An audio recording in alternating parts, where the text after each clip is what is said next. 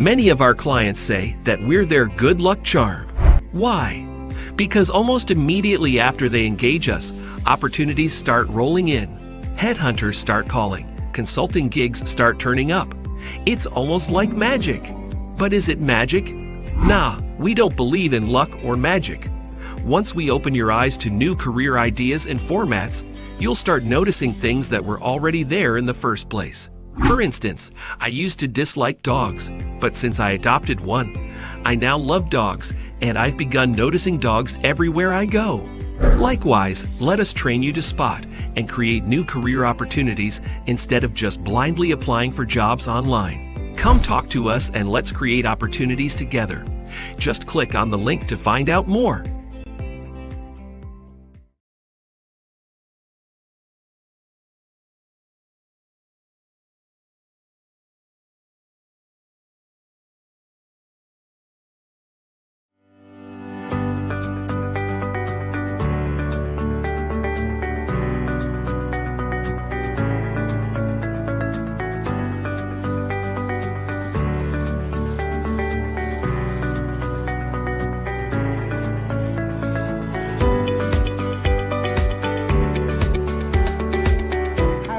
Good morning. This is Adrian, the CEO and founder of Career Agility International, and hi everyone, I'm Yan, and we're happy to be here today. Full disclosure, it's actually a Thursday because tomorrow, Friday, is a public holiday, so happy Easter to all Christians. We wanted to do a recording today so that you won't miss us tomorrow. So what's the topic for the day? Today's topic is something which I jokingly spoke about with the radio DJs on this morning's show. And it's going to be questions you shouldn't be asking your interviewer. That's a great one. What's the worst question you have ever been asked? If you have interviewed people, as a hiring manager, have you ever encountered individuals who asked really off-the-wall questions? I've seen before, and it's really off the rails. Okay, what was the question? So one of the interviewees I once had, and I was sitting there at the same interview with my client. They were interviewing this candidate, a senior candidate. The first question he asked was, "What's the benefits of this job?" Okay, and he was oddly specific. He said, "If I'm flying from Singapore to Hong Kong, is it business class or economy?" He was oddly specific. Wait, it was one of the early part of the conversation? It was one of the very early part of the conversation. It was the first conversation, not even like the final interview. Okay. It was like his criteria is I only fly business class. I don't know. Sometimes these people. Yeah. Again, I think people need to. It's a valid question. I think it's important because chances are something else is going on. Maybe he has a backache, and so flying economy is. That's being very kind and generous of you. Not ideal. To think that he has a backache, and that's why. But there are many people of a certain age group who suffer from constant backaches and. Or maybe he's just a solitaire. He wants to keep his points. Aeroplane seats are not very comfortable. But yes, contextually, it's not a really good question to ask too early in the conversation. I think people would see it as is that your priority? It's a bit premature to be talking about. You're not talking about the job. Why are you talking about the benefit programs? I think it shows where your focus is. And as a hiring manager, I would worry. It's like, is that the main question? Yeah. Don't you have any more hard-hitting or more important questions to ask, right? I put it out there because I wanted to see if any one of you would have had any strange questions. Please add to the comments, and then Adrian will monitor the chat group. Yeah, it'll be fun. So to see if there are any weird questions. It's very funny. It's one of the red flags which comes up at an interview when that's the first question or one of the first few questions you're gonna ask, because it just throws the other party off. And especially if the benefits were for the individual's benefit, not for the company or the job. Yeah. If you're asking for is training provided, I think that's okay. Oh, that's okay. Because it helps you do your job better. Yeah. If, however, it's a question like how much is the spectacle or optical benefit a year? Yeah. Or do I get club membership? or Okay, maybe, to qualify, if it's at the end part of the interview process where the offer is going to be on the table, you can ask those questions. That's valid. I would put a caveat on that as well. I think you got to be specific as to the audience that you're asking this to. Yeah. You might not want to ask the hiring leader.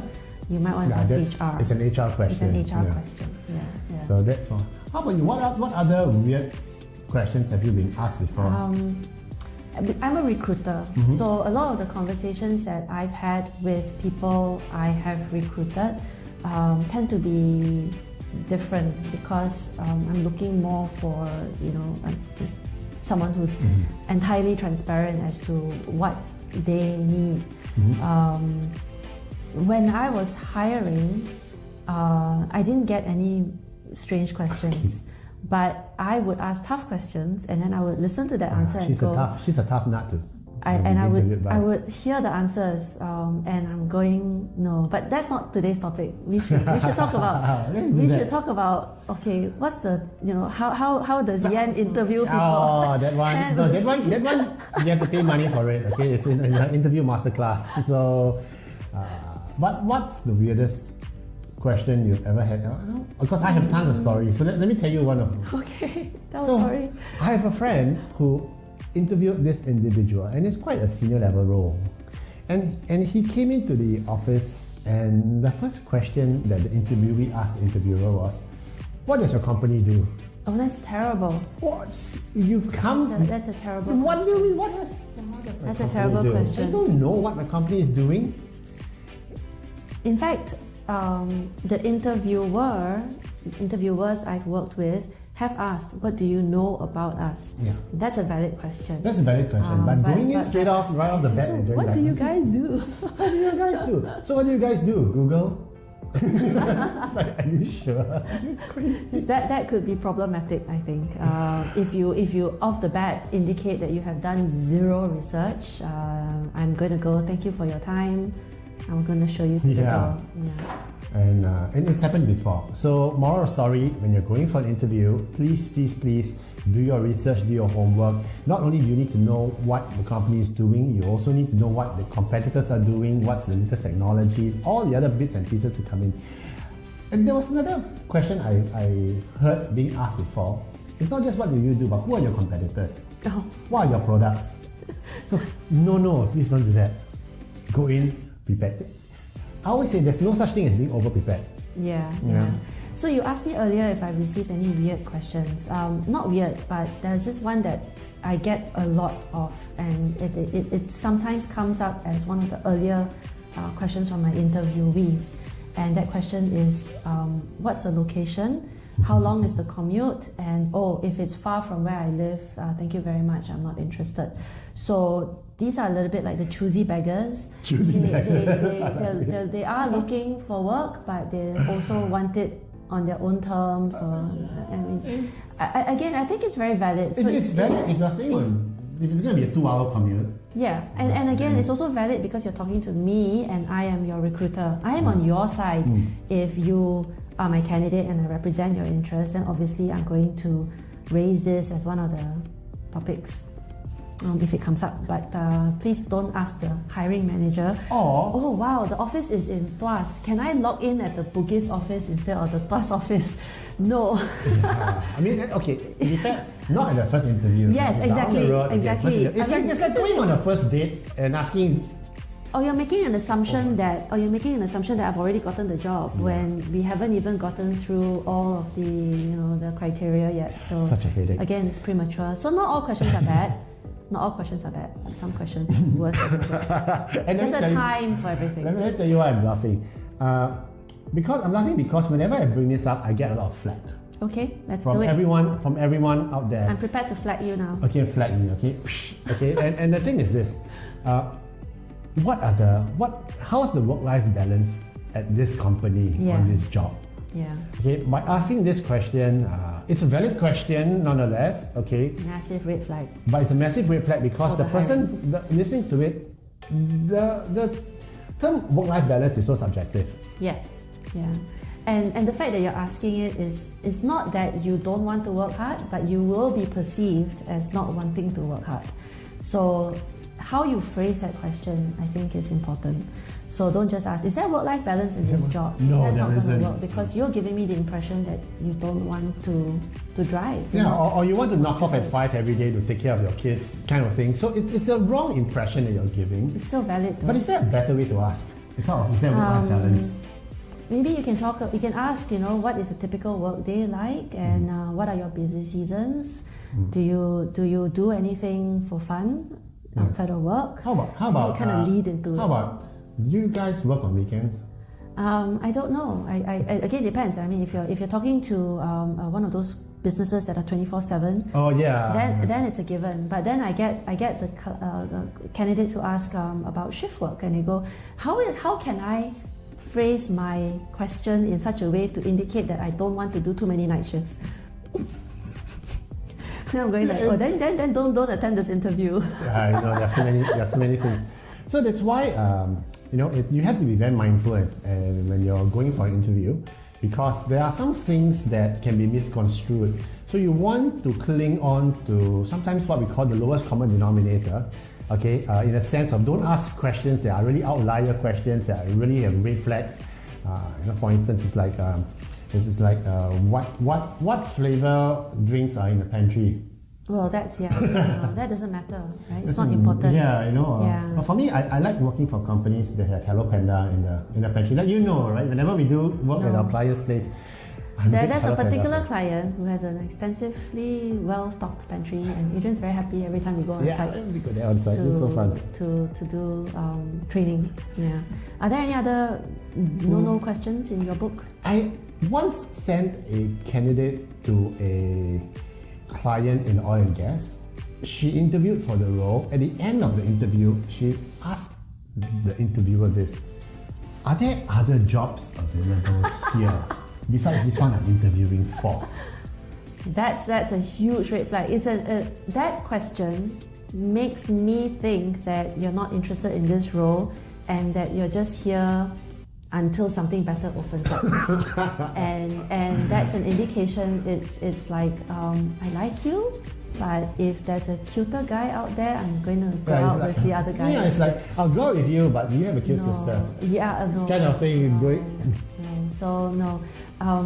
If you're going for an interview and you know that there are potentially other opportunities within the organization, please don't ask yet. Don't ask the hiring manager. Because if you are good, they will actually or if they feel that you're suited to a different position, then they'll raise it and say, you know what, based on our conversation, you appear to have skill A, skill B, and skill C, which might be more suited to this other division that I'm running. What are you thinking about that? That's okay. So they can open the door, but you cannot. True. Oh, that's tough. That's not fair, isn't it? But one of the worst questions, and this has actually happened before, is the interview was quite pretty. At the end of the interview, the interviewee asked her, are you free for coffee after this? Yes, no? What do you think? Very inappropriate, and it's just wrong. It's borderline harassment. It is. It is inappropriate. It is entirely inappropriate. Yeah. I think if things were to progress and they become your colleague, it would become even worse. Oh yeah. But if you get labeled as a skirt chaser right at the meeting, right at the interview process itself. Yeah. And if it's HR thinking, oh, this is going to be a huge, he's going to be a huge liability. So please don't do anything. It's just unprofessional. But it's happened before, Yeah. It's happened before. It happens. But what we want to caution, again, the topic of today's video is about the types of questions you should stay away from. Not necessarily about the types of answers, but anyway.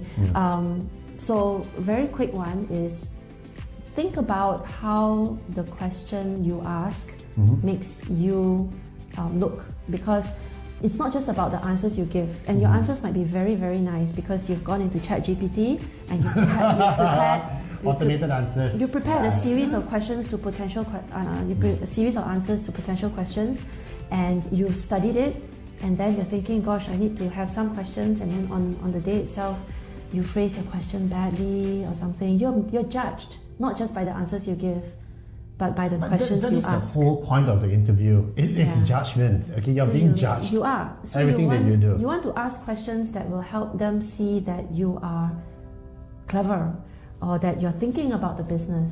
Questions that earn you points rather than detract from your points. It's like minus points, minus marks. Yeah, that could be a problem. And always remember that at every interview, even though the interviewer is always hoping that you're the one, okay? Very few interviewers are going to interview hoping to mark you down, okay? Because else is a waste of time, okay? I've had that situation happen where the interviewer already knew who they wanted, then you know but they had no choice but to interview the candidate, and then the interview is just bad because they've come in with a bit of a bias and they're just negative. By and large, thankfully that doesn't happen all the time. Okay, but what they are looking for are red flags, and if you start displaying several red flags at a go, well, it's going to be tough for you to clear that particular round.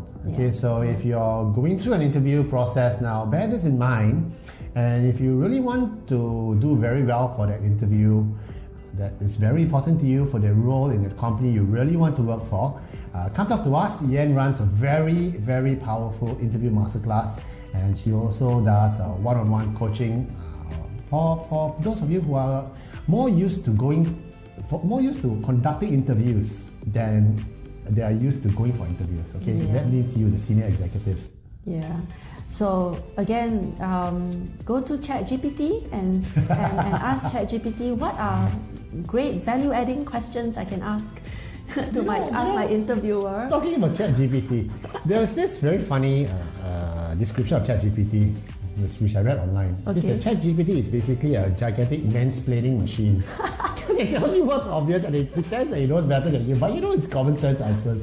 So it's a gigantic mansplaining machine, except in this case it's a man as in explaining to mankind. So anyway, don't just use ChatGPT for the answers. Maybe you can use it for questions as well. Anyway, I'm talking myself out of a job, but that's okay because it's okay. ChatGPT won't love you. ChatGPT won't love you as much as we will love you. Okay, so it's okay. But anyway, well, it's a long weekend. Take care, everybody, and have a great long weekend. Charge up, spend time with your family, with your kids, with your plants and your pets. Whatever it is, just have fun. Take care and decompress. Decompress. Have a great one, guys. Take care. Bye.